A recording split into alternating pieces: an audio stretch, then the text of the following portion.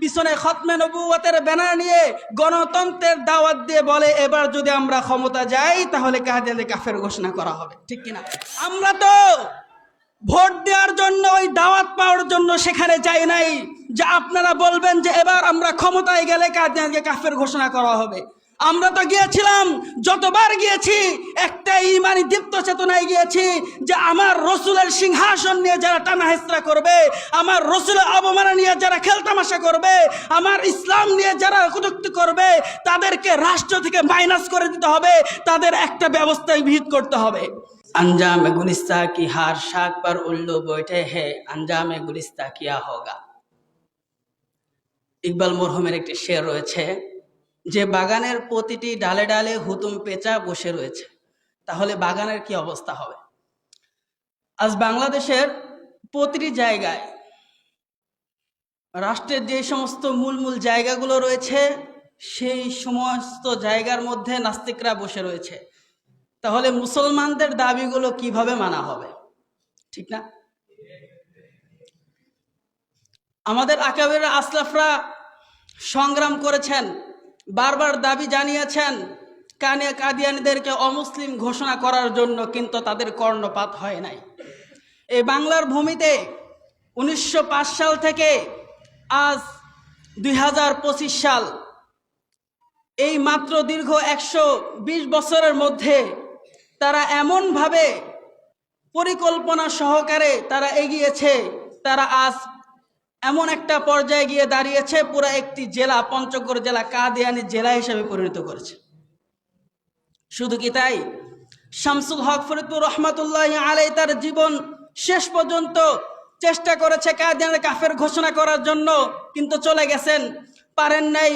মুফতি আমিনুল হক রহমাতুল্লাহ আলাইহি চলে গেছেন, কাদিয়ানদের কাফের ঘোষণা করে যেতে পারেন নাই। ঠিক এমনি ভাবে সেই সময়ের প্রতিটি যুগের ওলামায়ে কেরাম তাদের শেষ নিঃশ্বাস পর্যন্ত চেয়েছিলেন কাদিয়ানদেরকে কাফের ঘোষণা করা হোক, কিন্তু সেই সময় সরকার সেই সময় কখনোই তা বাস্তবায়ন করেন নাই। ঠিক সেমনি ভাবে 2013 সালে শাপলা চত্বরে কাদিয়ানদের কাফের ঘোষণা সহ মোট 13টি দাবি নিয়ে শাপলা চত্বরে গিয়েছিল হাজারো ওলামায়ে কেরাম, হাজারো আম জনতা ওলামায়ে কেরামের ডাকে সাড়া দিয়ে গিয়েছিল, যেন হৃদয়ের স্পন্দন মুহাম্মদ রাসূলুল্লাহ সাল্লাল্লাহু আলাইহি সাল্লামের খতমে নবুয়তের সিংহাসন নিয়ে যে ব্যক্তি টানাটানি করে, টানা হেঁচড়া করে, তাদের যেন রাষ্ট্রীয়ভাবে কাফের ঘোষণা করা হয়। কিন্তু আমরা ব্যর্থ হলাম, আমরা সেখানে থাকলাম, সরকারের কর্ণপাত হলো না, বরং আমাদের উপর নির্যাতনের স্টিম রোলার চালানো হলো, লক্ষ লক্ষ আম জনা থেকে শহীদ করা হলো, ওলামায়ে কেরামকে মাটির সাথে মিশিয়ে দেওয়া হলো, তাদের দাবিগুলোকে কোনো উৎক্ষেপই করা হলো না। যখন দীর্ঘকাল চলে গেল, তাদের অত্যাচার, জুলুম অত্যাচার বেড়ে গেল, যখন ফ্যাসিস্ট সরকার শেখ হাসিনা চিরতরে কবর দিল আম জনতা, তখন আমরা মনে করলাম এবার হয়তো কাদিয়ানদের কাফের ঘোষণা করা হবে। ঠিক যখন উপদেষ্টা মহোদয়গণদেরকে নির্বাচন করা হলো, ওলামায়ে কেরামের পক্ষ থেকে একজন ধর্ম উপদেষ্টা নিয়োজিত করলেন, ওলামায়ে কেরাম মনে করলেন এর মাধ্যমে হলো ইসলামের কিছুটা কি হবে, উপকার হবে। তখন দেখলাম আমাদের ধর্ম উপদেষ্টা থেকে আমরা তেমন কোনো সাড়া পেলাম না, আমরা কাদিয়ানদেরকে কাফের ঘোষণা করতে পারলাম না। তখন যারা বড় বড় ওলামায়ে কেরাম ছিলেন, তখন তার কাছে যখন বারবার বলা হয় যে রাষ্ট্রভাবে কাদিয়ানদেরকে কাফের ঘোষণা করা হোক, তখন তিনি বলেন যে আপনারা একটা আয়োজন করেন, এই আয়োজনের মাধ্যমে রাষ্ট্রের কাছে যখন পৌঁছাবে তখন আমরা এই বিষয়টি নিয়ে দেখব। ঠিক পরবর্তীতে হাটহাজারীর ওলামায়ে কেরাম সহ বাংলাদেশের নেতৃবর্গ, স্থানীয় ওলামায়ে কেরাম শহর উদ্যানে ঐক্যবদ্ধ হলেন। বাংলার প্রতিটি অঞ্চল থেকে ইমানি দীপ্ত চেতনার মুসলমানদেরকে ডাক দেওয়া হলো, সকলে ঐক্যবদ্ধ হলো। দাবি ছিল দুইটা, একটি হলো কাদিয়ানদেরকে কাফের ঘোষণা করবে, আরেকটা হলো যে তাবলীগের মধ্যে যে সমালোচনা হচ্ছে, যে সমস্যা সৃষ্টি হচ্ছে, তাদের সমস্যাগুলোকে রদ করবে। কিন্তু আমাদের উপদেষ্টা মহোদয়দের কর্ণপাত হলো না। ঠিক এমনি ভাবে দীর্ঘকাল চলে গেল, কাদিয়ানদের কাফের ঘোষণা করা হলো না। লাখ কোটি হৃদয়ের স্পন্দন মুহাম্মদুর রাসূলুল্লাহ সাল্লাল্লাহু আলাইহি সাল্লামের খতমে নবুয়তের সিংহাসন নিয়ে টানা হেঁচড়া করা হচ্ছে।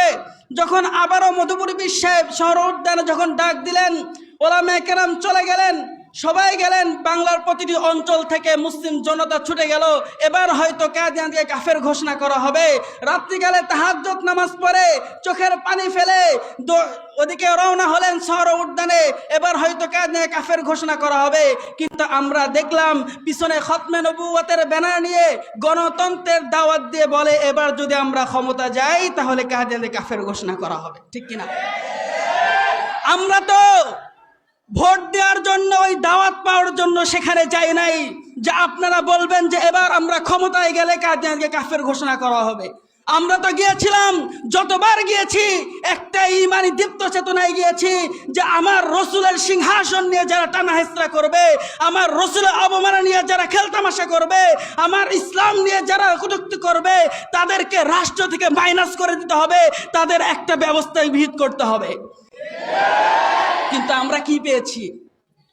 আমরা আমাদের ইমানি চেতনা, আমাদের মুসলমানদের সেই কোরআন এবং এগুলো নিয়ে আমাদেরকে নিয়ে খেলতামাশার বস্তু বানাবে প্রতিবার, এটা তো হতে পারে না।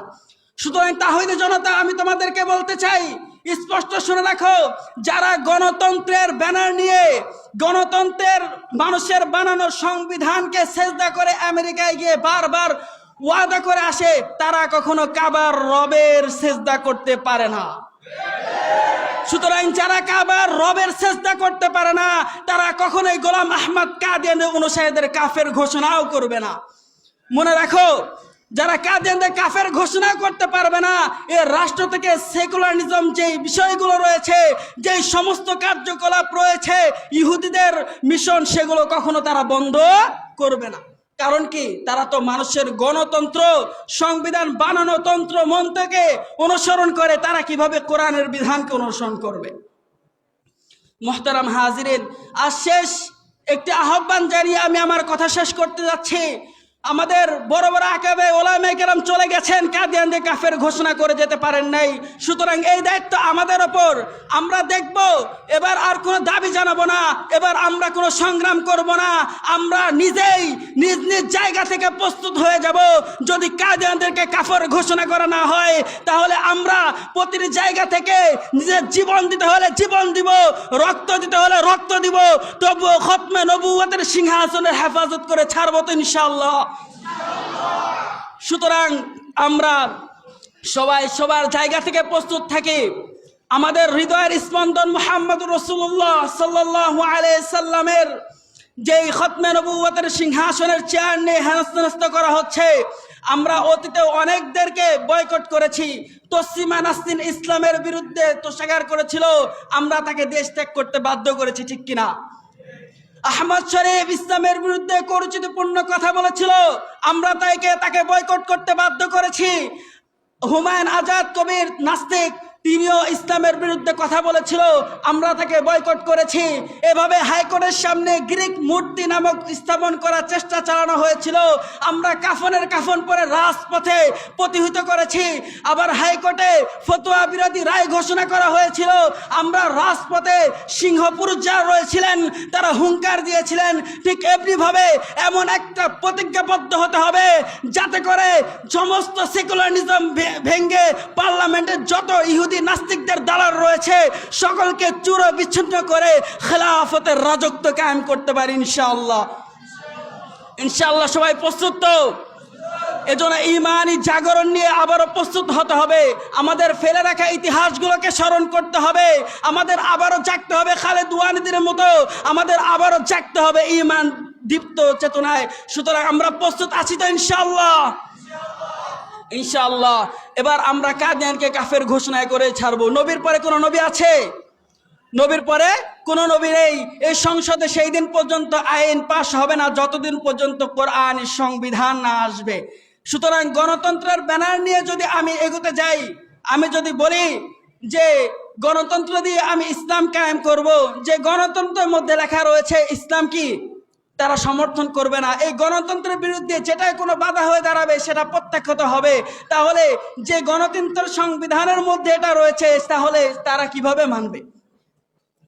সুতরাং আমি আজকে বলতে চাই, নির্বাচন আসলে আপনারা যারা সামান্য ভোট পাওয়ার জন্য মাথায় টুপি পরে মহিলারা যারা রয়েছে মাথায় হিজাব পরে ভোট চাওয়ার জন্য সুন্দর নতুন নতুন স্লোগান দিচ্ছেন। কেউ বলছেন লা ইলাহা ইল্লাল্লাহ, নৌকার মালিক তুই আল্লাহ। কেউ বলছে লা ইলাহা ইল্লাল্লাহ, ধানের শীষে বিসমিল্লাহ। কেউ বলে লা ইলাহা ইল্লাল্লাহ, আমার মার্কা এবার জিতবে ইনশাল্লাহ, ঠিক কিনা? সুতরাং এই দাওয়াত দিয়ে আমাদেরকে লাভ নেই, এই দাওয়াত দিয়ে আমাদেরকে লাভ নেই।